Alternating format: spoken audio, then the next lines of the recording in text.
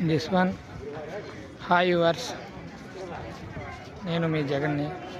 ఇప్పుడు మీరు చూస్తున్నటువంటిది ఈ temple Trivandrum Anantha Padmanabha Swamy temple, the powerful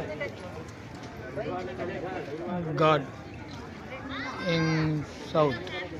Anantha Padmanabha Swamy temple ఇది బిగ్గెస్ట్ టెంపుల్ అండ్ బిగ్గెస్ట్ కేరళలో అనంత పద్మనాభ స్వామి టెంపుల్.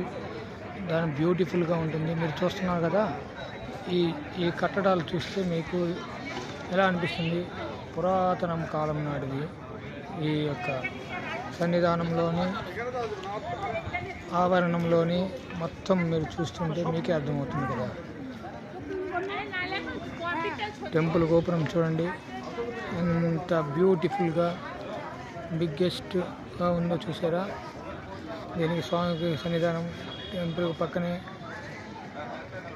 కోనేరు కూడా.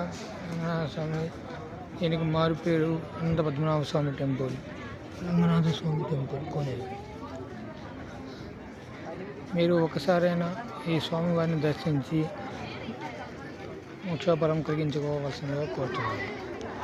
ఈ టెంపుల్లో చాలా బ్యూటిఫుల్గా స్వామివారి 3 ద్వారాలు ఉంటాయి.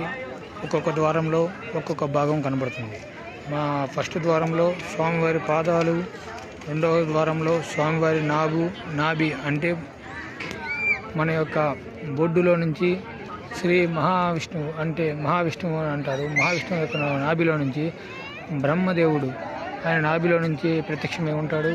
3వ ద్వారం ద్వారా ఆయన ముఖము పైన పడిగ, స్వామివారి పడిగతో ఉంటాడు. ఈ యొక్క టెంపుల్లో అదే విశేషం. 3 ద్వారాలు ఉంటాయి. 3 ద్వారాల నుంచి స్వామిని వీక్షించవలసిగా ఉంటుంది.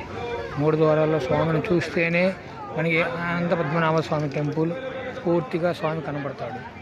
లేదంటే మనకి తల భాగంలో మళ్ళీ కాళ్ళ భాగంలో విడివిడిగా కనబడును.